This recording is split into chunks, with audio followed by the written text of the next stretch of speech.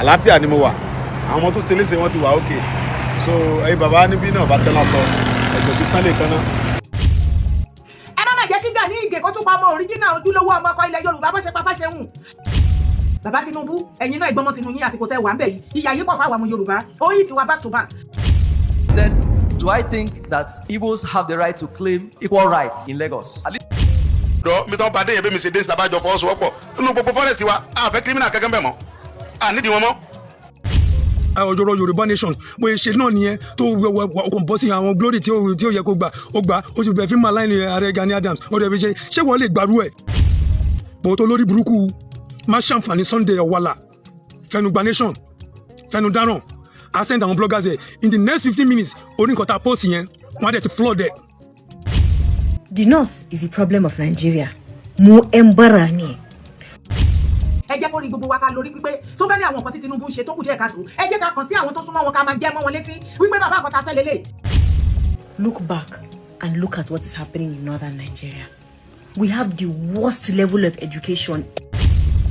The same northerner tó ń kógun ja Nàìjíríà àwọn náà gbé jihadis wọlé àwọn náà finance terrorism economically àwọn náà drain Nàìjíríà. Yorùbá Parapọ̀ TV ẹ máa gbọ́ ẹ máa wò ó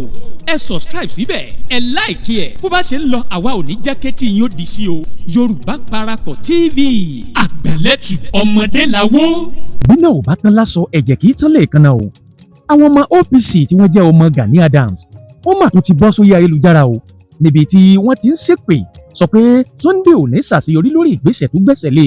níbi tí wọ́n ti ń pe Sunday ní ìka tí wọ́n ti sọ pé àwọn òbí tí ó bá jà nínú ẹ̀ òun náà ni Ìyèdára ti wá jáde lórí ọ̀rọ̀ tí àwọn ọmọ OPC sọ yìí Ìyèdára ti wá ké gbàjarè sí gbogbo àwọn àgbà Yorùbá àti gbogbo ọmọ Yorùbá lápapọ̀ wọ́n ní ẹ gbà wá o lọ́wọ́ Gani Adams kó má pa Sunday Igboho bó ṣe pa Fáṣẹ̀hùn Ìyèdára ti wá jáde gbayagba ó ní ẹ gbà wá o ìyẹn lọ́wọ́ Gani Adams kó má pa Sunday Igboho bó ṣe pa Fáṣẹ̀hùn nígbà náà ọ̀rọ̀ yìí òun náà ni ìyá ń pariwo lórí ayélujára ṣùgbọ́n ṣá o Sunday Igboho ti jáde ìyẹn ní ọjọ́ 28 oṣù kẹfà ọdún tá a wà nínú ẹ̀ yìí ó ní àlàáfíà ni mo wà ó ní kò sí mímì kan tí ó sì mímì ó ní lóòótọ́ ni wípé wọ́n yẹn kan nínú ọmọ iṣẹ́ òun níbọn ó ní ṣùgbọ́n àlàáfíà ló wà ó ní a ò ní dẹ̀yìn lẹ́yìn wọn o títí tá a fi lé àwọn agbésùnmọ̀mí kúrò lórí ilẹ̀ baba wa ṣùgbọ́n ṣá o kókó lárọ́ tá a lè lọ̀rọ̀ Sunday Igboho torí pé bọ́n ṣe ń tì sínú gbólóhùn tirẹ̀ sójú ọ̀nà ṣùgbọ́n ṣá o àwọn ọmọ OPC ti wá jáde lórí ayélujára ohun tó ń sọ náà ni wípé Sunday Igboho ló ń sọ̀rọ̀ sí wọn lẹ́nu ó ní káwọn má ti ṣe kankan lórí ayélujára ni pé àwọn tí Sunday rán níṣẹ́ wọn ó ti dojú ìjà kà wọ́n Ìyèdára ti wá sọ wípé àwọn olólùfẹ́ Sunday àwọn náà ń dojú ìjà kọ wọn kì í ṣe Sunday wọ́n ní Sunday ọmọ Adéyẹmọ òfìgbà kan kọlu Gani Adams rí bẹ́ẹ̀ gẹ́gẹ́ ni pé kò tọrọ àgbà lọ́dọ̀ baba Gani Adams onípò àgbà ló fi wọ́n sí nígbàkúùgbà wà ní nígbà tí wọ́n sọ pé Sunday Igboho ń claim glory wọ́n ní kí ni Gani Adams ń wò nígbà náà tí ò tètè kan lugbó bí Sunday Igboho ṣe kan lugbó lákòókò yìí Ìyèdára máa sọ̀rọ̀ tó pọ̀ ní nínú ọ̀rọ̀ ọ̀hún tẹ́ bá sì ń gbọ́rọ̀ ọ̀hún ẹ mọ̀ pé ọ̀rọ̀ akin ló máa ń jáde lẹ́nu ìyá yìí ó mọ̀ fún òǹsakin lórí ìkó tó ṣẹlẹ̀ yìí níbẹ̀ ló ti wá ṣèwádìí ẹ̀ níbi kan tí àwọn ọmọ Ìgbò ti ń sọ wípé àwọn máa gba Èkó máwọn ọmọ Yorùbá lọ́wọ́ ẹnìkan ló béèrè ìbéèrè níbẹ̀ pé táwọn lè lọ claim equal right pẹ̀lú àwọn ọmọ onílẹ̀ tí wọ́n nílùú Èkó níbẹ̀ ni ẹnìkan ti dá lóhùn níbẹ̀ pé òótọ́ ni àwọn jọ nílùú Èkó ni Ìyèdára máa sọ̀rọ̀ tó pọ̀ lórí eléyìí pàápàá lórí ọmọ Yorùbá oníkìlà ń wò ń tá lè bá wọn dánwò nílùú wọn òun náà ń dánwò nílùú Èkó ọ̀rọ̀ pọ̀ tí Ìyèdára sọ akọni obìnrin ni o tó sì ń fọ̀rọ̀ ọ̀hún sákìn bẹ́ẹ̀ gẹ́gẹ́ òun náà ni ìwé kan àtẹ̀jáde kan jáde níbi tán sọ pé olórí Miyetti Allah wọ́n ní ká lọ gbé arákùnrin ọ̀hún Ìyèdára mọ̀ ti ṣàfihàn rẹ̀ níbi tán ti fi hàn wá wípé àwọn lieutenant àwọn náà ń borílẹ̀-èdè Nàìjíríà jẹ́ àwọn tán jára ilẹ̀ Haúsá gan jáde bẹ́ẹ̀ wọ́n ní ní tìwé àwọn òkà ṣùgbọ́n tó bá kan bí káwọn ti fa wàhálà wọ́n láwọn náà làwọn ní àlímọ́ǹjìrí àwọn làwọn ní wàhálà tó pọ̀ àkàtọ̀ ẹ̀ka àwọn kàwé wọn ò kàwé ẹ̀wọ̀ ọ̀rọ̀ pọ̀ ńbẹ̀ mélòó lèmi fẹ́ sọ oníròyìn lèmi o tó bá ṣe ń jábọ́ bí àpò yìí mo tún ní kí n jẹ́ kẹ́ ẹ gbọ́ ni o tọ́ ọwọ́ ajẹ́gbẹ́ àkọ́kọ́ lẹ́yìn wò wá tàbí tí ẹ̀yin ń gbọ́ wa bẹ́ẹ̀ ò tí ì tẹ subscribe button síbẹ̀ àwọn ń bẹ̀ yín ni bá wa tẹ̀ sójú ẹ̀ ẹ bá wa dọ̀rẹ̀ káà náà ó sì bá yín dọ̀rẹ̀ ẹ wá mọ́ ìgbàgbé o láì tí àgọ́ pélébé kan ti ń bẹ lẹ́gbẹ̀ẹ́ tòró ní ó máa rán yín létí nígbàkúùgbà tá a bá ti wà lórí ètò ẹjá ṣe àyètò ọ̀hún àwọn ọmọ OPC ọmọ Gani Adams wọ́n ló dìgbà táwọn bá tó rẹ̀yìn Sunday Igboho tó tó dẹ̀yìn lẹ́yìn ẹ̀ ṣùgbọ́n Sunday Igboho ti sọ wípé igbá làákọ ẹnìkan kì í pàwó gbogbo fọ́nrán ni wọ́n sì fi hàn wá ẹ̀yin ẹ sáà tẹ subscribe button síbẹ̀ ẹ̀tẹ̀ àgọ́ tí ń bẹ lẹ́gbẹ̀ẹ́ kẹ́ ẹ̀jẹ̀ ṣí àẹ̀ táwọn èèyàn mọ̀ bó ṣe ń lọ o ẹja máa bí tí ò ń bọ̀. mo kí ẹ̀yin bàbá mi ẹ̀yin màmá mi èmi ọmọ yín Sunday Igboho mo kí ẹ̀yin brọ́dà mi sísítà mi káàkiri all over the world èyí ni 28/6 2026 ọ̀pọ̀lọpọ̀ rúmọ̀ ti lọ lóríṣiríṣi ọmọ ń fẹ́ àsìkò sọ fún ẹgbẹ́ olólùfẹ́ mi káàkiri pé àlàáfíà ni mo wà àwọn ọmọ tó ṣe léṣe wọn ti wà ókè so ẹ̀yin bàbá níbí náà bá tẹ́ lásọ ẹ̀jọ̀ tí tán lè tán náà ó dìgbà tí gbogbo àwọn kòròrò ajínigbé tó ń dà wọ́n yẹn láàmú lórí ilẹ̀ wa tán bá kúrò tán láàtò sinmi pẹ̀lú wọn ní mo sọ bẹ́ẹ̀ fún ṣe ní tẹ́lẹ̀. pòótọ́ lórí burúkú má ṣàǹfààní Sunday ọ̀wàlà fẹnugba nation fẹnudáràn I send àwọn bloggers here in the next 15 minutes orí nǹkan tá a post yẹn wọ́n á dẹ̀ ti flood ẹ̀. ẹ má má jẹ́ kí Gani Ìgè kó tún pa ọmọ òríjínà ojúlówó ọmọ ọkọ ilẹ̀ Yorùbá bó ṣe pa Fáṣẹ̀hùn. Gani mà ti fi nínú ìwà àti ọ̀rọ̀ ẹnu àti ṣe ẹ̀ wípé òun ò ṣojúlówó ọmọ ọkọ wa kò sí lára wa. Gbogbo eléyìí tóun àwọn ọmọ ẹ̀ sọ kiri òun sogún dogójì òun ya òkè jábọ́ ní ìgbà tóun jẹ́ Gani òun kúrú òun ga òun jà fún ẹ̀yin ọmọ Yorùbá òun jà lórí kinní kan gbogbo ẹjọ́ wẹ́wẹ́ yẹn kò kan àwa. Ẹ bá wa fi Ìgbòho kọ́ Gani lọ́rùn kó má ṣe kíni kó má pa Ìgbòho torí ó fẹ́ pa Ìgbòho ní báyìí ó fẹ́ kí Ìgbòho tún kú bó ṣe pa bàbá Fáṣẹ̀hùn. Àwọn ọmọ Yorùbá ṣẹ̀dẹ̀ mọ̀ ẹ má jẹ́ ká kàn máa sọ wípé irọ́ ni títí tí kinní yẹn á fi ṣẹlẹ̀ káṣẹ̀ wa máa wọ ẹni tó bá ti lọ ní spare life kan síbi kankan extra life kan tá a fẹ́ fún Ìgbòho the only thing tí mo mọ̀ tá a lè ṣe ni ká rally round ẹ̀ sìn.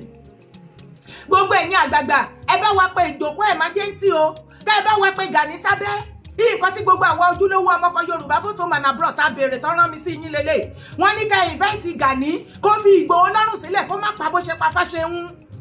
má pa Ìgbòho bó ṣe pa Fáṣẹ̀hùn ò dẹ̀ lè rí pa iṣẹ́ tí ò nílẹ̀ rán Ìgbòho ní Ìgbòho ń ṣe nǹkan tó yẹ kí Ìgbòho ṣe òun ló ṣe ìrìn tó yẹ kó rìn ìgbésẹ̀ tó yẹ kó gbé òun lájọ rí tó ń gbé kò dẹ̀ sí irú fídíò tó máa ṣe Gani àti àwọn ọmọ OPC kò sí irú èpè tẹ́ máa ṣe fún Ìgbòho tí Ìgbòho máa dá yín lóhùn àwa ti sọ fún Ìgbòho wọn ò gbúdọ̀ dá yín lóhùn wọn ò dẹ̀ ní dá yín lóhùn títí tẹ́ ṣe dígì grave ara yín tẹ́ ṣe para yín because gbogbo àgbáyé ti wá mọ̀ pé ayé yín ti jóná ẹ ti wà frustrated Gani ti fẹ́ kú ẹ̀mí Gani ti fẹ́ pin adẹ̀ ti gbọ́nú ìròyìn wọ́n ní àwọn tó bá jẹ Ààrẹ Ọ̀nà Kakanfò wọ́n ń láàsì tó bẹ́ẹ̀ ò ṣe láàsì wọ́n ní kí wọ́n fúnra lára ẹ̀ kó lọ sígbáwò Gani ó ní o sígbáwò kì í ṣe Ìgbòho ló máa fi rọrí Ìgbòho kọ́ ló máa fi rọrí torí Ìgbòho sọ fún ẹ pé òun fẹ́ lọ jẹ Ààrẹ Ọ̀nà Kakanfò torí ìkọlẹ àwọn ọmọ ẹ̀ ń sìn wọ́n sọ ó ní torí Ìgbòho àwọn blogger wọ́n sọ pé Ìgbòho ló yẹ kó jẹ Ààrẹ Ọ̀nà Kakanfò wọ́n kọ́kọ́ fi lọ ó lòun ò jẹ ìgbà tó ti sọ pé òun ò jẹ ńgbà yẹn kò jẹ́ sí kò ní interest lórí oyè yẹn máa jẹ lọ. yá ẹ káàsán níbi gbogbo tẹ́ bá ti ń gbọ́ mi àjíǹdàrú máa jẹ́ o mo kí ibà Gani Adams Ààrẹ Ọ̀nà Kakanfò tilẹ̀ Yorùbá mo wá kí ládéládé mo kí lóyè mo wá parí ẹ̀ mo kí ìyá mi àjíǹdàrú jẹ́ yá ní orí ọ̀rọ̀ tí mo bá wá ní àkókò yìí Yorùbá pọ̀rọ̀pọ̀ wọ́n sódòwe wọ́n ní oore pẹ́ àṣìírí gbàgbé ká má dé ìnàpẹ́nu ṣe rí mo fẹ́ yànnà náà kankan fún wa ní ilẹ̀ Yorùbá lénìí ipe ibà Gani Adams the 15th Ààrẹ Ọ̀nà Kakanfò of Yorùbá land lógun ọ̀fẹ́ o bàbá kẹ́ẹ̀pẹ́ nínú owó àti ìlera àìkú baálé ọ̀rọ̀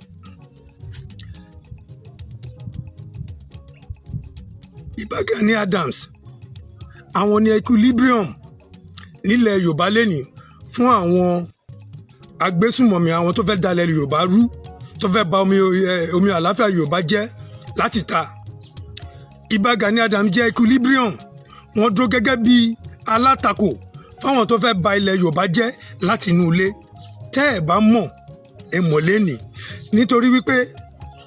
gbogbo nǹkan tí Sunday orofẹnugba nation ń ṣe gbogbo nǹkan tó pé fẹ́ máa lo àpàṣẹ wàá fẹ́ máa lo pé kò fi nǹkan nílé gbélé àbí nǹkan kan ó ti wá lo cyber bullying ó ti fi bully everybody gbogbo àwọn groups yẹn tí most of them wọ́n ti succumb ipe táwọn bá jáde táwọn bá ń takò pé báwo ni máa ń ṣe lè máa ṣe báyìí wọ́n á tàgì àwọn pé ìlara ẹ̀ làwọn lò bíi tí wọ́n táwọn káàmpù Ìgbòho ń lò sí àti àwọn olórí burúkú ọmọ Yorùbá kan tí wọ́n ń lò nísìn. ok báwo ló ṣe wá jẹ́ wípé táwa bá ṣe nǹkan nínú OPC tá a ṣe festival tá a ṣe anything a máa post nǹkan wa jẹ́jẹ́ láì provoke anybody wọ́n máa sọ̀rọ̀ Bá Gani Adams kọ́ ní Ààrẹ Ọ̀nà Kakanfò àbí nǹkan kan ṣo ta ló lè gbàrú ẹ̀ ẹ fi ṣírò ara yín. mo á fẹ́ kí ẹ̀yin bàbá wa tẹni mí tí bàbá mi ọ̀kẹ́rẹ́ bá dé ẹ bá ń bá wọn sọ̀rọ̀ gbogbo àwọn ọba ìpínlẹ̀ Ògùn pátá bẹ́ẹ̀ òkè Ògùn pátápátá bẹ́ẹ̀ látòrí bàbá wa sẹ́yìn lọ pátápátá káàkiri ń bí ẹ bá kàn ṣèpàdé kàn fọwọ́ ti àwọn ọ̀dọ́ lẹ́yìn ni o ẹ̀ẹ̀kan yìí ká pa ogun Fúlàní ajínigbé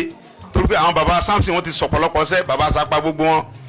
bàbá wa Tóògùn wọ́n ti sọ̀pọ̀lọpọ̀ sẹ́ bọ̀ tí àwọn ọ̀dọ́ mi tán bá dé yẹn bẹ́ẹ̀ mi ṣe dé sítábàjọ fọwọ́sowọ́pọ̀ nínú gbogbo forest wa àfẹ́ kírímìnà kankan bẹ̀ mọ́ nídìí wọn mọ́ kódà bàbá bá Yorùbá nu kí inú forest kí ló ń ṣe mbẹ̀ máa bá ń gbòdò kó àwọn gbé náà kí lè ṣe nu forest so anybody tá a bá bá nu forest ohun tó jẹ́ ìbáraẹ̀kọ́ fara mọ́ ni bẹ́ẹ̀ bá ń pẹ́ ń yọ ńgbà tí wọ́n ń tà ń bá wọn fa ń parapá náà bá a ṣe ń ṣe wọ́n tún ń jí ṣe títí tá a fi rí pa àrùn wọn tán. pàkó gbọ́sùtì inú ẹlẹ́gàn ni ó bàjẹ́ kí ló ń ṣe yín kí lẹ̀ ń gbé kí lẹ̀ gbé jẹ́ mọ́wọ́ ẹ wá ṣe gbogbo yẹn àwádẹ wo gbogbo láti ìgbà ọ̀rọ̀ Yorùbá nation bóyá ṣe náà nìyẹn tó kàn bọ́ sí àwọn glory tí ó yẹ kó gbà ó gbà ó ti bẹ̀ fi máa láìní Ààrẹ Gani Adams ó dẹ̀ fi ṣé wọ́n lè gbàrú ẹ̀ irú nǹkan tó ti sákàtà OPC àti Bá Gani Adams ṣé wọ́n lè gbà nínú ìdá mẹ́wàá kán pín ìdá kan kán pín sí mẹ́wàá ṣé wọ́n lè gbàdá kan nínú ẹ̀ àti gbogbo ẹ̀yin ibi òbílẹ̀ jẹ́ ilẹ̀ Yorùbá tó máa padà fètú ẹ̀jẹ̀ ń ṣètùtù lẹ̀ gbẹ̀yìn ni ṣé lè gbàrú ẹ̀ ẹ wá ń sọ pé wá ń yẹ pé ìlara orí burúkú wo ẹ̀yin àtọ̀lé òṣì ẹ̀yin òpònú ẹ̀ní jèrè ẹ̀yin àtọ̀lé ayíradà yìí wọ́n ń ṣe lára ta ni. without provoking you guys dẹ̀ mọ̀ pé nǹkan tí Igboho ń tà ti ṣe gbogbo irú ibi tí wọ́n ti máa ń lo àwọn apàṣẹ àwọn tó jẹ́ pé wọ́n máa pàṣẹ kónílé gbélé táwọn bá gbélé ṣe báyìí fún wọn òun ló fẹ́ so ó wò pé ta ló lè checkmate òun ó mọ̀ pé Bá Gani Adams ni so he is trying to cyberbully Bá Gani Adams and the OPC láti succumb but táwọn míì bá lè succumb not we ẹ̀kíní fold kò ní yẹ olórí burúkú ọmọ yóò ní fúrọ̀ rírùn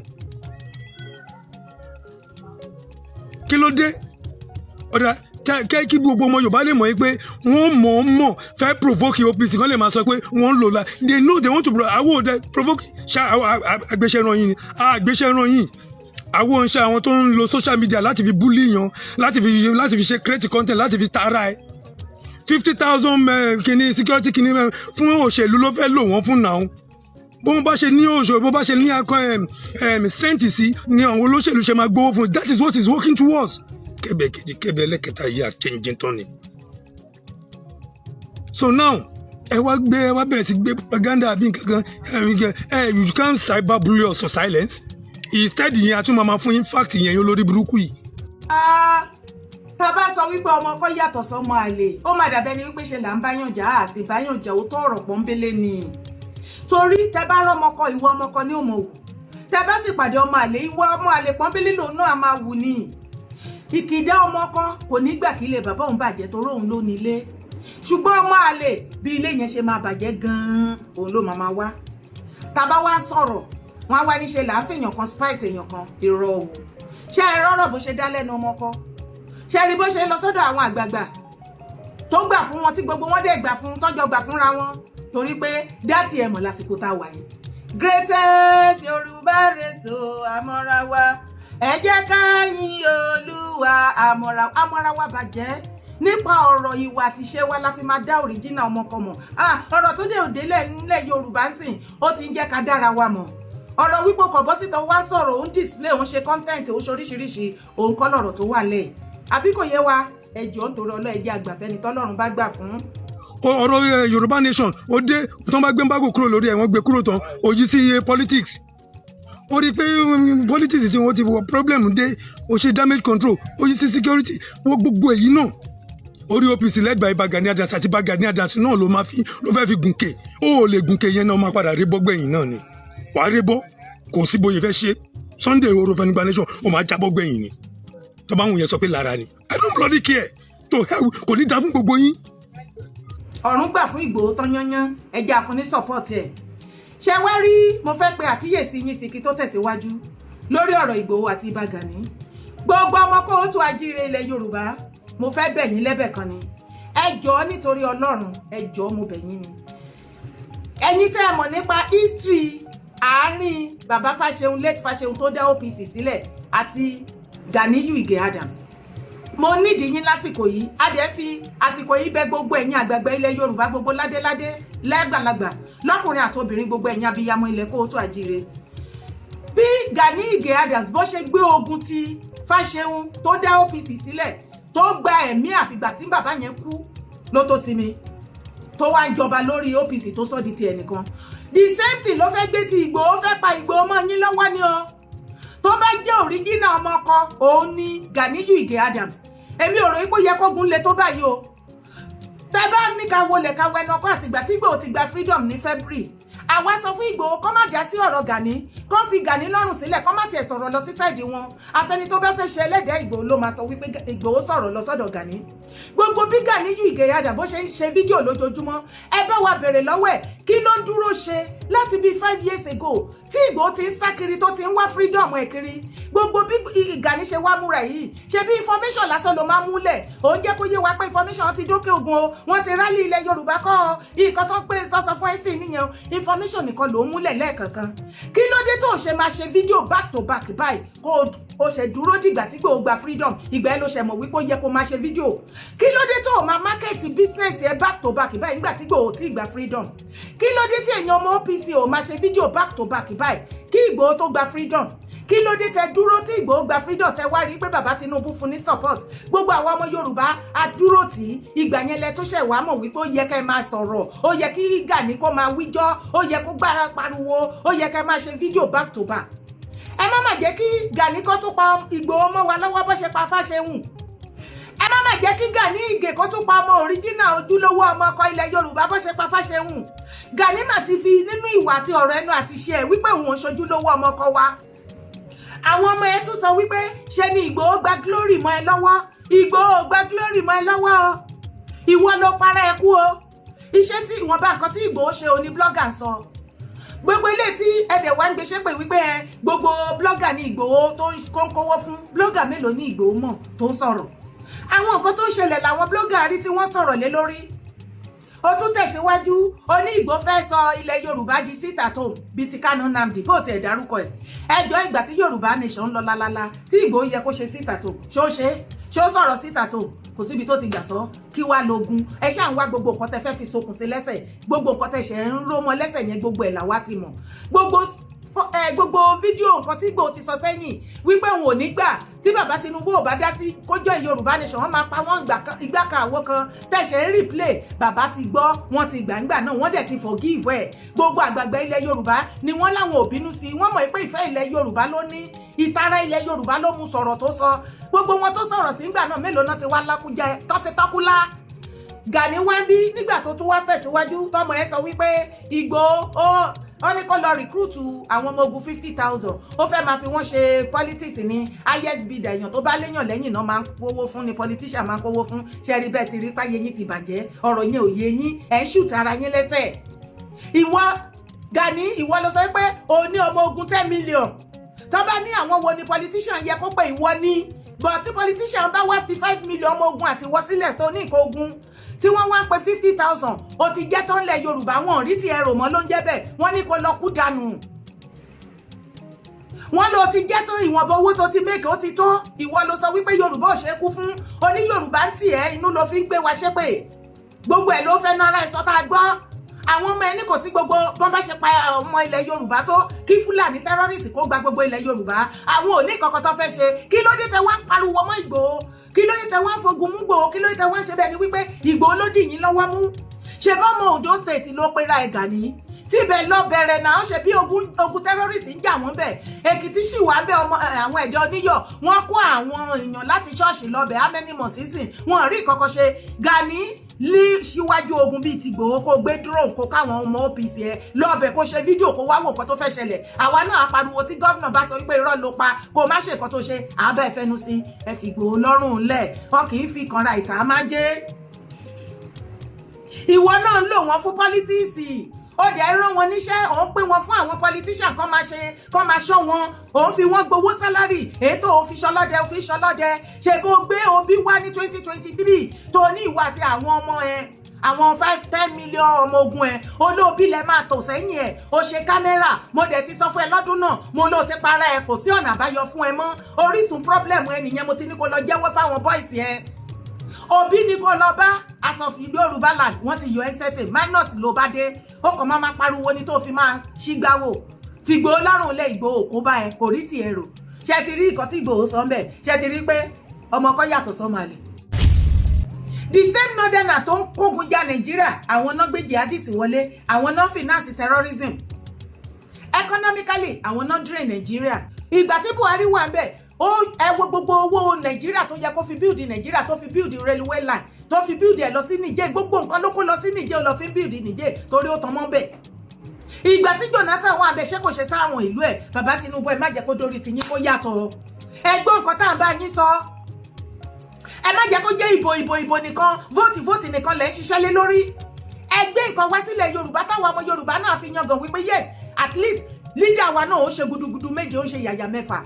kò kàn ṣe ìyàtọ̀ kan fi jẹ wá nìkan wọ́n ń gbọ́ nǹkan tá a fẹ́ nǹkan tá a dẹ̀ fẹ́ wọ́n dẹ̀ ṣe fún wa and we are appreciating him bàbá Tinubu do something inú bí àwọn ọmọ Yorùbá gbogbo ẹ̀yin ọmọ Yorùbá tí bàbá kó sí key post pátápátá wọn kọ́kọ́ yín síbi àmọ́ pé gbẹ̀jà àṣírí ti tú ó tà á fún yín ni $1 ni ẹ̀yin ẹ má wàá ro ti owó tẹ̀ ti fi rà ẹ ṣáà ti make owó yẹn padà ẹ ṣàánú ẹ ṣiṣẹ́ ẹ má bójú bàbá Tinubu jẹ́ àìṣe nǹkan kan sílẹ̀ Yorùbá ẹ̀yin lẹ ń jẹ́ kí Yorùbá máa bínú sí bàbá Tinubu jù bẹ́ẹ̀ lọ wọn ọ̀rẹ́ jẹ́ ìwọ̀n rómìnira ẹ̀yin náà àárí kankan àgbọ́pà látọ̀dọ̀ yín ẹ kàn wá ń bẹ̀ ṣáá ni mo ń sọ fún yín láìpẹ́ láìjìnà a máa bẹ̀rẹ̀ sí ní gbórúkọ yín píkṣọ yín gbogbo fámìlì yín a máa gbé jáde o kò ṣe ká wá bẹ̀rẹ̀ pẹ̀lú yín kẹ́ máa ní wọ́n hàn yín lè mọ̀ èèyàn tó bá parọ́ mọ́ yín kàn lè wà lórí àwọn kípòsì yẹn kẹ́kàn wà ṣáàbẹ̀ kẹ́kàn máa fi gbádùn kẹ́kàn máa ṣe ilé ayé ti yín àtàwọn immediate family yín and friends yín nìkan nǹkan tá torí ẹ̀ lọ yín lọ síbẹ̀ kọ́ nìyẹn kò dẹ́ ṣe torí ẹ̀ family and friends yín nìkan ni bàbá Tinubu ṣe fi yín síbẹ̀ wọ́n mọ̀ọ́mọ̀ fi yín síbẹ̀ ipe kẹ́yìn náà ojú wọn ò tẹ́yìn ká lè tẹ́yìn ṣe ṣùgbọ́n ẹ ti bẹ̀yìn jẹ́ ẹ wúlò ẹ ní wúlò kankan a dẹ̀ máa bójú yín jẹ́ láìpẹ́ láìjìnà ó ti ń get started nìyẹn bàbá Tinubu ẹ̀yin náà ìgbọ́mọ tinú yín àsìkò tẹ́ wà ń bẹ̀ yìí ìyà yìí pọ̀ fáwọn ọmọ Yorùbá ó yìí ti wá back to back nítorí ẹ jẹ́ Yorùbá president àti wípé bẹ́ẹ̀ ṣe ń bá àwọn northern kó you are surely doing the right thing ṣùgbọ́n ẹ má kàn jẹ́ pé ìyà nìkan lẹ máa ṣẹ́ṣọ́ fún wa ẹ ṣe nǹkan tó yẹ ká ṣe sí south west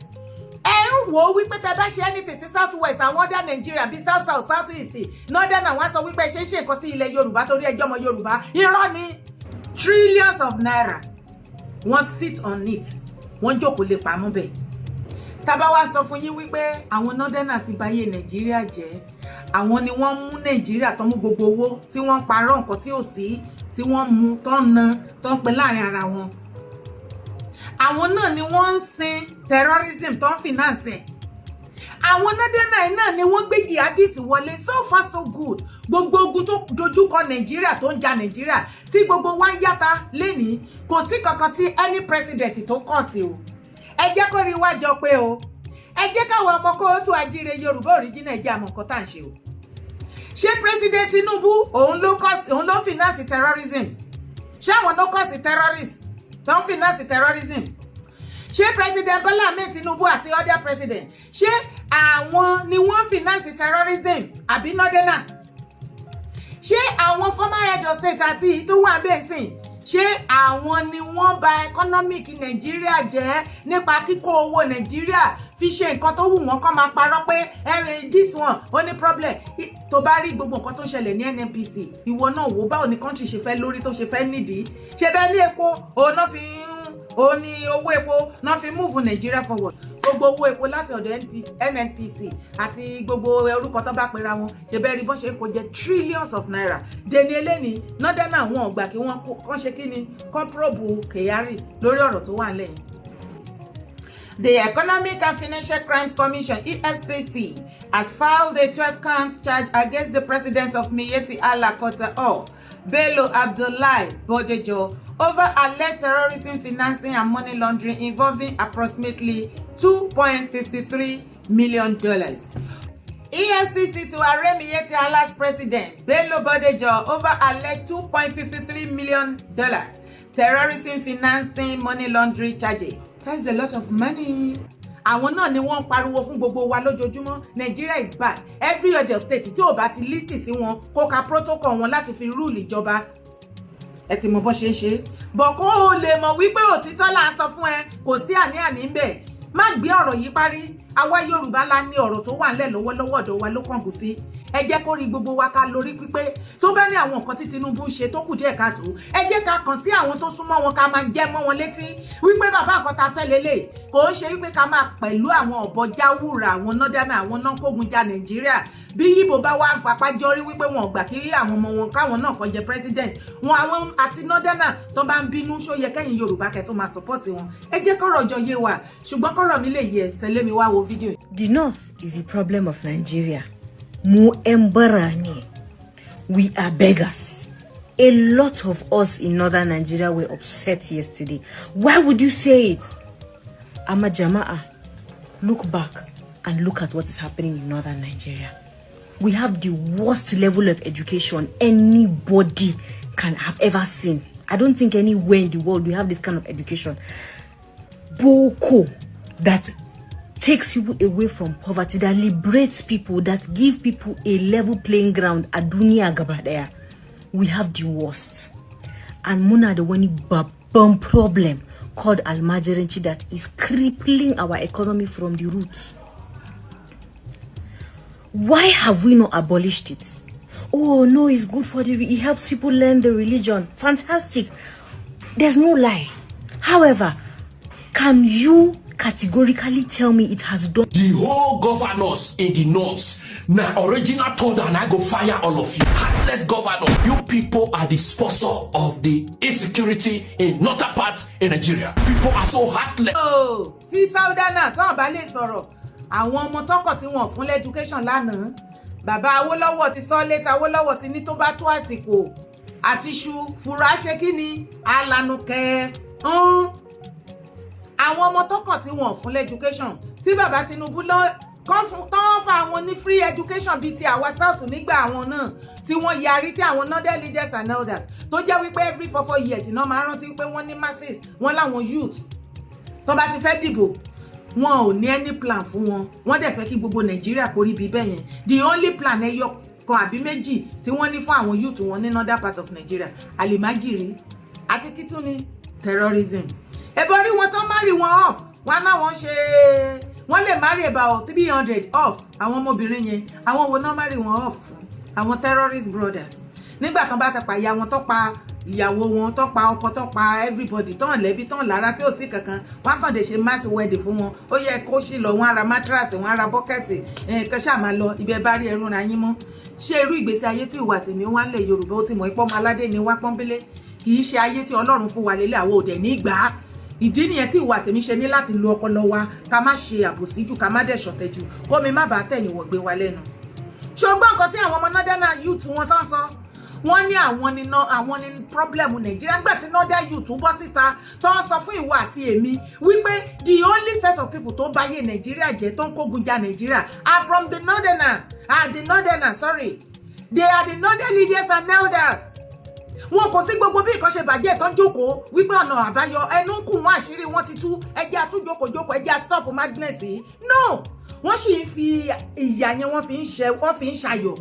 wọ́n á tún re-strategize tọ́nà kan bá ti bàjẹ́ wọ́n á tún lọ re-strategize another means mi tó jẹ́ sí wípé these people they have nothing to offer ó kàn rò wípé wọ́n dírèsì bí àwọn èèyàn wọ́n ń gbé láàrin ìlú no ẹranko tó gbé ní inú igbó bẹ́tà wọn ṣèbẹ́ nìyẹn ń bá wa èèyàn gbé ṣèbẹ́ ewúrẹ́ ń bá wa gbé ṣèbẹ́ ajá ń bá wa gbé ṣọ́ọ̀tì ẹ̀ fi ìwà jọ àwọn nǹkan tí mo kà kalẹ̀ no now they have nothing to offer us stop fooling yourself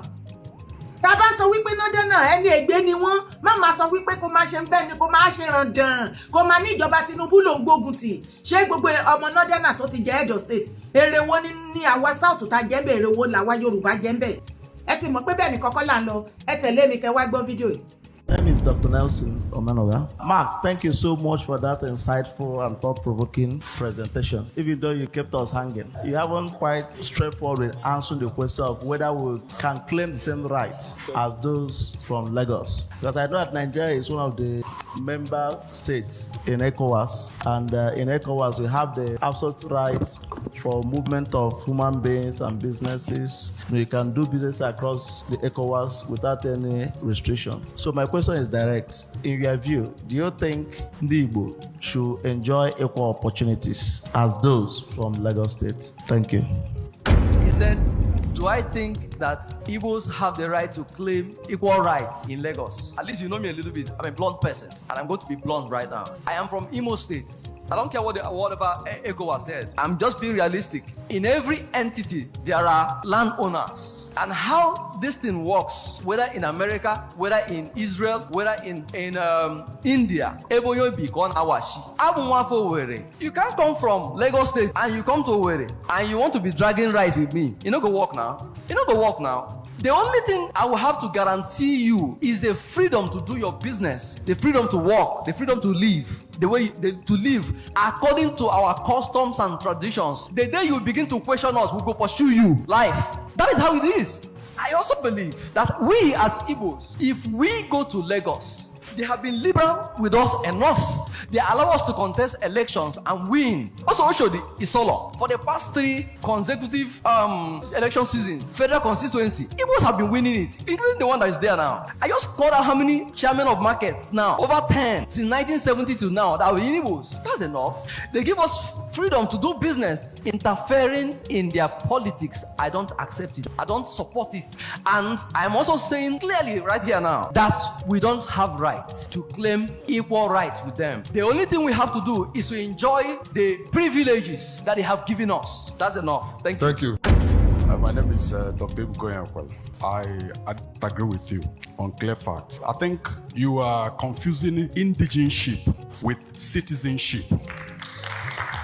So to that extent, you are wrong. I know that maybe culturally, maybe someone cannot come to Oka and begin to lay certain claims because it embarrasses the sensitivities of maybe the indigens. Like I'm an Nnewi man, so it might be wrong to come to Oka and begin to lay certain claims because that might amount to being insensitive to the sensibilities of the indigens. But that in itself is not against my right as a citizen. If I want to contest for maybe Oka 1 constituency to represent Oka because I'm resident in this place, I can do that. It is within my right as a citizen. But that might embarrass the sensibilities of indigens and that might, raise some questions. But if we are discussing legality and the rights of people of Igbo extraction who are living in Lagos, they are entitled to the politics and to other privileges that has been guaranteed by the Constitution of Nigeria. But if we are now talking about people being sensitive to the nuances, the cultural differences and other things, that's where we caution people to apply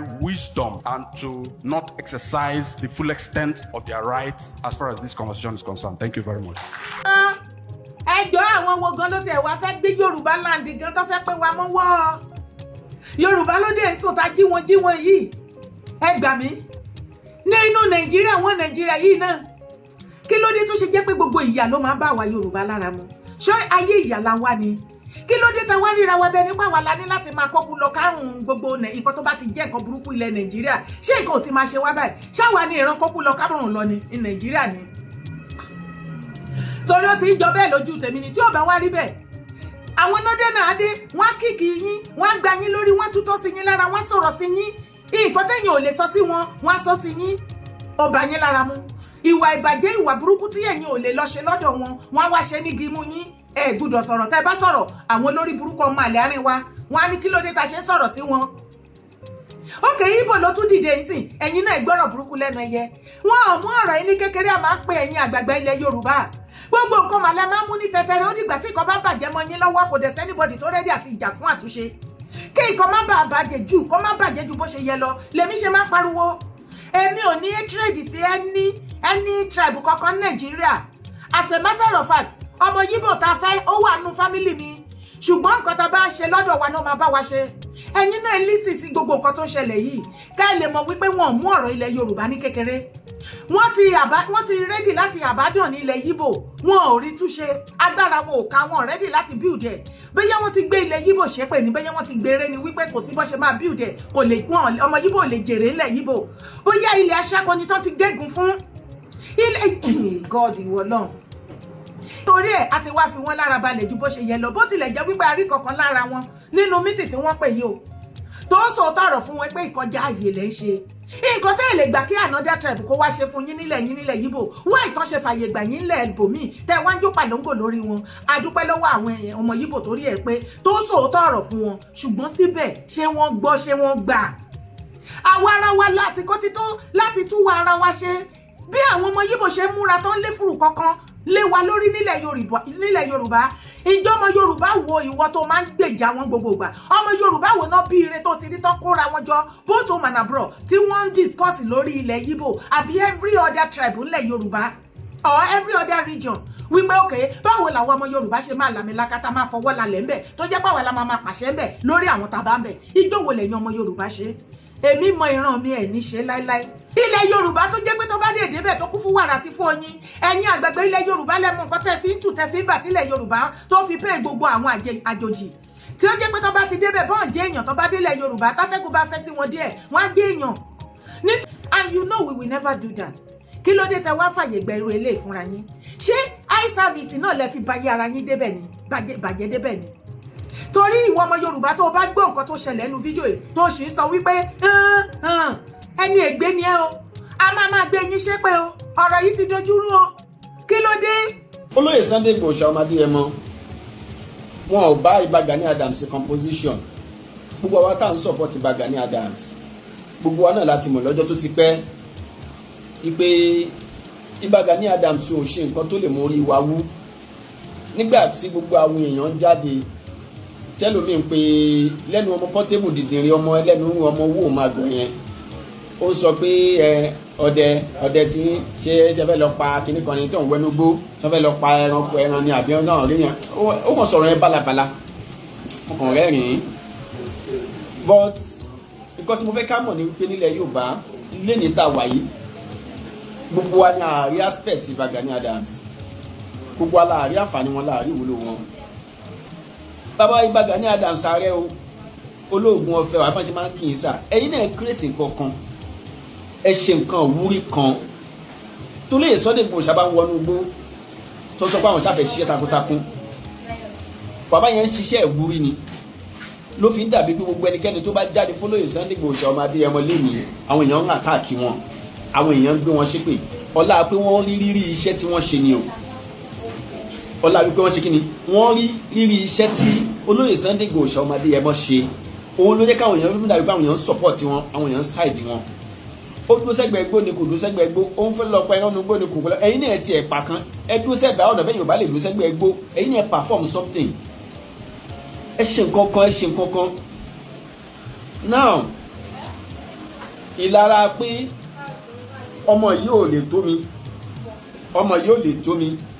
ó kéré sí mi mo ti wà nínú ọdún yìí tipẹ́ èmi ló yẹ kí n gorí ìyẹn ìlara yẹn náà ló mú ọ́díò tí Ìbà Gani Adams release nígbà yẹn nípa olóyè Sunday Igboho ọmọdé yẹn ìlara yẹn ló bí títúmọ̀ sí gbogbo ẹ̀yin tẹ̀ ń jáde tẹ̀ ń support Ìbà Gani Adams ẹ̀yin náà gbégbèsè ẹ̀ tó tangible bẹ́ẹ̀ bá ń sọ pé ó tẹ́ bá ń pe olóyè Sunday Igboho ọmọdé yẹn ní content creator ẹ̀yin náà ti ẹ̀ create nǹkan kan ẹ̀yin ọmọ Ìbà Gani Adams ẹ create nǹkan kan nígbà tí mo ń sọ̀rọ̀ fún àfáà kílùkù àfáà Fúlàní tí mo ṣe mẹ́bùjì tí mo ṣe fídíò fún jòní ìmọ̀ràn tí mo fún wọn náà ni wípé sáà aláyé ẹ̀yin náà ẹ ṣe something ẹ ṣe nǹkan tẹ́ bá sọ pé Fúlàní kọ́ ní àwọn tó kì í ṣe gbogbo Fúlàní kí nìkan ẹ̀yin náà prove fún ẹ kárí akitiyan tí náà nílẹ̀ Yorùbá tẹ́lẹ̀ tí ń jẹ ẹ mú nílẹ̀ Yorùbá ẹ ń jẹ ẹ níláàrí ẹ ń ṣe gbogbo nǹkan bímọ síbẹ̀ fẹ́yàwó síbẹ̀ ogun dẹ̀ wọlé tọ̀ wá àwọn tí wọ́n dẹ̀ bá wa jagun yìí ìran àwọn baba ńlá yìí náà ni wọ́n ẹ̀dẹ̀ ń claim pé ẹ̀ mọ́ pàṣẹ ẹ̀ sí pé àwọn ṣe Fúlàní ni wọ́n torí mo gbá research lọ́wọ́ obìnrin Fúlàní kan tó máa ń wá ń ta nínú fún mi àṣàwọn náà tiẹ̀ máa ń rí fídíò yẹn ká àwọn fídíò nǹkan tó ṣẹlẹ̀ lórí mídíà ni mo wá sọ fún pé ẹ̀rù ń bà mí láti máa mu nínú tó ń tà wá fún mi gan ọ̀rọ̀ yìí nìyẹn o ó ní kí ló dé mu ni à ẹ̀yin Fúlàní lẹ̀ ń pa wá ó ní rárá ó ní pa àwọn bọ́ ṣe rí gbogbo àwọn fídíò yẹn lórí mídíà ó lẹ́rù ń bà àwọn ọkọ̀ àwọn ò balẹ̀ ó wá ń ṣàlàyé fún mi wípé àwọn Fúlàní àwọn kó oríṣiríṣi ipe bí Nàìjíríà ṣe wà ẹ̀tẹ́ kó oríṣiríṣi èdè ló wà mẹ́ irú ilẹ̀ Yorùbá sìn kárí pé ilẹ̀ Yorùbá nínú ilẹ̀ Yorùbá sìn a ní Jẹ̀bú tó yẹ sí pé èdè wọn jọmọ́ èdè wọn Yorùbá ni but Yorùbá wọn ìgẹ́ta síbí àtúntò àwọn míì náà tó tún jẹ́ pé the same Ogun State tó yẹ pé but èdè wọn ó yàtọ̀ síra wọn ó ní ṣé mo lè believe pé àwọn Fúlàní àwọn tó ń jẹ́ bandits yẹn àwọn Fúlàní Chad àwọn Fúlàní Ghana àwọn Fúlàní bolótùpé náà ó dá ọkọ̀ yẹn pé àwọn Fúlàní Benin nǹkan pé àwọn Fúlàní ọ̀nà Libya ti ń jẹ́ pé àwọn Fúlàní bẹ̀ pé kì í ṣe Fúlàní ti àwọn táwọn jẹ́ Fúlàní pé Abẹ́òkúta táwọn wà yìí pé gbà tí wàhálà ṣẹlẹ̀ nípa ọ̀rọ̀ lóye Sunday Igboho Ṣàwọn Adéyẹmọ nígbà kan tọrọ pa àwọn pọ̀ pẹ̀lú Fúlàní olóńgbò àwọn sáwá sábẹ́òkúta àwọn gan ibi tí ọ̀rọ̀ yẹn ń lọ táwọn báwọn olórí mídíà ẹ̀rú máa ń bá àwọn kan ò balẹ̀ nípò òun wo fídíò kan lánàá tí ọmọ Fúlàní kan jáde tó ń sọ̀rọ̀ sórí ó ní ṣé mo rí fọmọ ọmọ Fúlàní yẹn pé kì í ṣe gbogbo àwọn Fúlàní náà àwọn jọ gbé dé ara wọn nípò òun ní àwọn tó yẹ kí wọ́n pe àwọn ní Fúlàní tó yẹ pé tóun bá sọ èdè wọn ní gbọ́ tòun òun náà ní gbọ́ tí wọ́n yé but nǹkan tó máa ń sábà pa àwọn pọ̀jù ni pé tó bá ti lè gbọ́ Haúsá so Haúsá náà máa ń padà fi sọ̀rọ̀ láàrin ara wọn tí ń túmọ̀ sí bàbá Gani Adams mo fẹ́ gbàṣẹ wọn ò fún mi láṣẹ ìjọba ò fún mi láṣẹ àṣẹ tẹ̀ ń béèrè yẹn bàbá wọn ò lè fún yín ìwé tẹ́ fẹ́ kí pírẹsidẹ́ǹtì sáyìn yẹn wọn ò lè sáyìn yẹn ọmọ tó bá ṣípa òun nìyẹn ẹ̀ máa ń gbé òun ni bàbá ẹ̀ ń gbé ẹ ṣe tuntun ẹ tiẹ̀ kọ́kọ́ ṣe tuntun náà ẹ ṣe tó dá ẹ ṣe tó jọjú náà kẹwàá òbí àwọn ìjọba ó padà buwọ́lùwé àbí wọn ò ní but ẹ ò ṣe tuntun ẹ ṣe nǹkan tó tangible ẹ ṣe nǹkan tó lè mórí yàn wú ẹ ṣe nǹkan tó lè mórí ìjọba gan wú so ẹ lè expect kí ìjọba buwọ́lùwé yìí yes ẹ lè expect ẹyin ẹ tẹ ṣe tuntun náà wọn ò pè mí àwọn bá nìjì dẹ̀ ń gbé wa wọn ò pè mí wọ́n dẹ̀ ń pa wá gẹ́gẹ́ bí ipò tẹ dìmúlẹ̀ Yorùbá nígbà tí mo gbọ́ story kan lánàá ṣé mo tiẹ̀ sọ pé Aláàfin ti ṣígun fún yín rí nígbà tó ọ̀rọ̀ kan ṣẹlẹ̀ nígbà yí Aláàfin Ọba Lámídì Adéyẹmí ikú bàbá yèyé wọ́n ní bàbá yẹn ti ṣígun fún yín rí nígbà tí ọ̀rọ̀ kan ṣẹlẹ̀ tẹ́sí pé wọ́n ti gba ọ̀dà wọ́n ní bàbá yẹn ibi mo fi ẹ́ jà Ààrẹ Ọ̀nà Kakanfò kì í ṣe president ó yá mo ṣígun fún ẹ lọ fèsì àwọn tí wọ́n ń dà wá láàmú wọ́n ní bàbá wọn nígbà yẹn wọ́n lẹ́ perform wọ́n sọ wípé ẹni kí president tó wá buwọ́lù ṣe rí signature pé president yẹn gbogbo tẹ̀ ń wá yẹn ẹ lè ẹ́fà rí ọ̀nà tẹ́ ẹ lè gbà rí ni wípé ẹ kọ́kọ́ ṣe tuntun náà wípé kì í ṣe gbogbo Fúlàní ló wà nídìí wàhálà yẹn pé àwọn Fúlàní kan ni ó ní Fúlàní ni wọ́n àwọn Fúlàní ibì kan kì í ṣe Fúlàní táwọn ń gbé pẹ̀lú Yorùbá kì í ṣe Fúlàní táwọn ti wà pẹ̀lú àwọn Yorùbá táwọn bímọ sílẹ̀ yìí táwọn lọ́kọ sílẹ̀ Yorùbá táwọn bímọ sílẹ̀ Yorùbá táwọn kọ́lé sílẹ̀ táwọn ní pé kì í ṣe Fúlàní táwọn but àwọn pípì yẹn náà Fúlàní ni wọ́n but kì í ṣe Fúlàní táwa àárín àwa Yorùbá àwọn Fúlàní cháàjì yẹn ni gẹ́gẹ́ bí àlàyé tí ó máa yẹn ṣe fún mi lẹ́nu àmọ́ ìmọ̀ràn tí mo fún mi burú jù gbà yẹn ni pé ó kí ẹyin náà ti ẹ̀ perform ẹ ṣe nǹkan tó jọjú ẹ ṣe tuntun kẹ́ ẹ fi lè prove pé ẹ̀kan kì í ṣara yín mo lè challenge mi burú jù nínú fídíò yẹn pé látijọ́ tí ẹ ti sọ pé ẹ̀ tẹ́ ti ń pariwo sí pé ẹ̀ kì í ṣe ẹ̀yìn yìí láti ìgbà yẹn àárín Fúlàní òun bandits rí Fúlàní ò tú àṣírí bandits rí àbí Fúlàní ò gbóńdò pé bí àwọn tiẹ̀ fẹ́ gbèjà lẹ̀ Yorùbá káwọn náà fi challenge ogun yìí ni mo fi sọ fún wọn pé kì í ṣọ̀rọ̀ ọjà ẹ̀yin náà perform ẹ ṣe tuntun ẹ jẹ́ ká rí àwọn ìgbésẹ̀ tó tó àtàǹjẹ́bù látọ̀dọ̀ tí náà so gbọ́dọ̀ kí tún yà lọ sórí ọ̀rọ̀ ẹni pé Ìbà Gani Adams bàbá wa lẹ jẹ́ nílẹ̀ Yorùbá ẹ kì í ṣe ẹni tó yẹ ká máa yájú sí àmọ́ bí tá a rò pé ó yẹ ká ti bá yín a ò bá yín bẹ̀ ìyẹn ló jẹ́ bànújẹ́ ọkàn fún wa tí gbogbo wa fi ń para yìí tó bá yẹ pé ẹ̀yin náà ṣe nǹkan tó yẹ kẹ́ ẹ ṣe ni ó dá mi lójú pé anybody ò ní sọ̀rọ̀ òdì sí yín bàbá Gani Adams ayé ló yàn yín kì í ṣe Ọlọ́run because tó bá yẹ pé ẹ̀yin Ọlọ́run ló yàn yín ni ẹ máa ṣiṣẹ́ táyé ń fẹ́ olóyè Sunday Igboho Ọlọ́run ló yàn yes tẹ́yìn yẹn bá sọ pé àtẹnẹ ó fi wá kò ní ó fi wá kíní kan ní ó ṣe kárí ni ló ń ṣe ẹjẹ́ ó ṣe kárí ni yẹn ó máa padà favour tiwa nílẹ̀ Yorùbá kárí ni tí olóyè Sunday Igboho ló ń ṣe yẹn ó máa padà favour àwa ó tiẹ̀ ń favour wa because dìde pé àwọn olórí burúkú kan tẹ̀ ń gbọ́ Sunday Igboho lásán gan wàláhì iyì kan ni tọkàn gbọ́ sáàmì yẹn lásán pé Sunday Igboho lásán orúkọ yẹn lásán oríire ló ń rà fún wa nílẹ̀ Yorùbá pàkan tí ẹ̀ ní ọmọ kan a ní ẹnìkan alákojú ogun kan tó ń jẹ́ Sunday Igboho lásán orúkọ yẹn pọ̀ létí àwọn èèyàn ó pọ̀ létí Fúlàní ó pọ̀ létí ajínigbé orúkọ tí náà bó jẹ́ kó ṣe wúwo létí àwọn èèyàn orúkọ yẹn ṣe wúwo tó nínú ayé kò wá wúwo létí àwọn èèyàn táwọn èèyàn bá wá gbọ́ ààrẹ nìkan ọ̀gá ni lóògùn ọ̀fẹ́ get out wọ́n fi ń joyè báyẹ̀ ṣìgbà ẹ̀ ṣàwó kò jẹ́ orúkọ yẹn wúwo bó ṣe wúwo kò wá wúwo létí àwọn èèyàn láti máa gbọ́ èèyàn tó gbéṣẹ́ fún tó gbé contract fún tó ní lọ fowó ààrẹ bẹ̀rẹ̀ contract yẹn ká kọ́kọ́ wò náà ká tó support ká tó fún ẹ lówó ó wá sọ pé àwọn olówó tóun lè fi bẹ̀rẹ̀ ṣé àmọ́ pé contract yẹn ò lè jẹ́ tiẹ̀ ẹ̀yin kọ́kọ́ sapá yín wò ná kẹ́yìn náà tiẹ̀ sọ̀kún kẹ́ tiẹ̀ kún olóyè Sunday Igboho ọmọdé yẹn mọ́ ẹ gbàgbé ìlara ẹ gbàgbé kẹ́ni má ní ẹ gbàgbé kò lè tó mi ẹ gbàgbé kò jẹ́ kó jó òun ẹ kọ́kọ́ gbàgbé ẹ̀ náà ẹ̀yin náà wá gbìyànjú ẹ ṣe tuntun tí wọn ti expect kó lè jáde látọ̀dọ̀ yín àtẹ̀yìn àti gbogbo tí ń jẹ́ OPC ayé ẹ ṣe tuntun náà but ẹ ò ṣe tuntun gbogbo àwọn ajá yín wọ́n kàn bẹ́ síta wọ́n ṣe fòròfòrò wọ́n tẹ̀ láti máa attack olóyè Sunday Igboho ọmọdé ẹ mọ́ mo dẹ̀ fẹ́ ká fi kọ̀ọ̀kan yẹ yín lé ní ṣé ẹni tí Ọlọ́run yàn ó sàn ju ẹni tí ayé yàn lọ o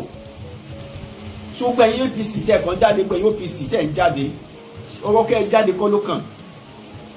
ẹ kórajọ ẹ̀yin náà ẹ ṣe tuntun ẹ ṣe tó dáa alágbára kan ò lè wà lórílẹ̀ Yorùbá ilẹ̀ Yorùbá yìí tóbi gan ju kó ká sọ pé alágbára kan ló fi máa rúlu ẹ lọ alágbára ní ààrẹ Gani Adams náà ẹ̀yin náà jáde lágbára tí ẹ jẹ́ kájọ fọwọ́sowọ́pọ̀ kájọ jagun yìí but àwọn tó yẹ kí wọ́n jẹ́ kí wọ́n kílà káyé wọ́n pé ọ̀rọ̀ òdì ni wọ́n wá ń sọ lórí mídíà kò yẹ kó rí bẹ́ẹ̀ o kò yẹ kó rí bẹ́ẹ̀ nígbà tí a bá ń dìtẹ̀ olóyè Sunday Igboho ọmọdé ẹ mọ́ tá à ń sọ̀rọ̀ tí ò dá sí tá à ń sọ̀rọ̀ bànújẹ́ sí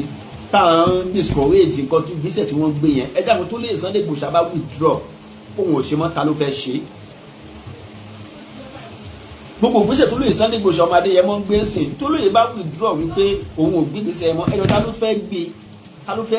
ta ló fojú sí tó tún lè ṣe bí olóyè ṣe ń ṣe kó sí bẹ́ẹ̀ ni ààrẹ Gani Adams ẹ̀yin ló yẹ kẹ́ ẹ jẹ́ number 1 tá a máa fojú sí lọ́dọ̀ but nígbà tẹ́ ẹ wà ní sí ní position yẹn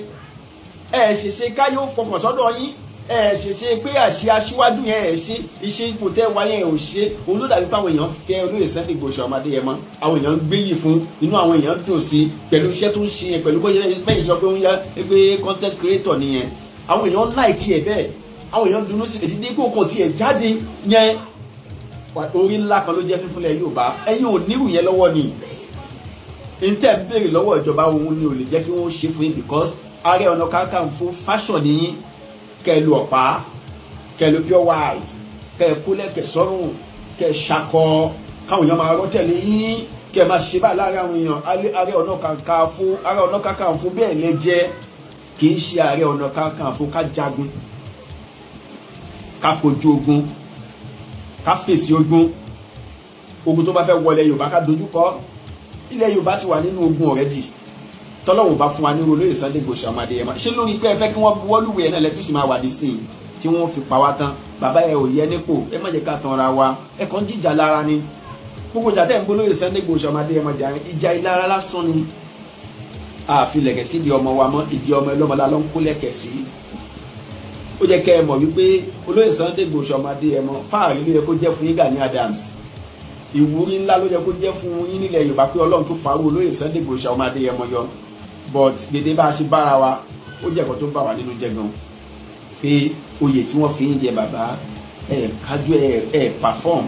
oyè ò perform lẹ́yìn kó pèsè kọ́ máa mú àwọn olè agbolé kọ́ pèsè kọ́ máa mú àwọn ọmọ tó ń káwáyà lé kó pèsè kọ́ máa mú ẹnìkan tó dóyàwó níyàwó kó pèsè kọ́ máa mú kọ́ máa bá kò síṣẹ́ ìwúrí kan tó ń jáde láti inú ọ̀dọ́ yìí yẹn táyé fi lè ṣe sàdákàtà yìí nítorí ìdí eléyìí wọ́ bọ̀bọ̀ Mr. Lam yẹn àwílọ́jọ́ kò jẹ́ ẹnu ẹ̀ ń yọ òun mọ̀ọ́rọ́ sọ o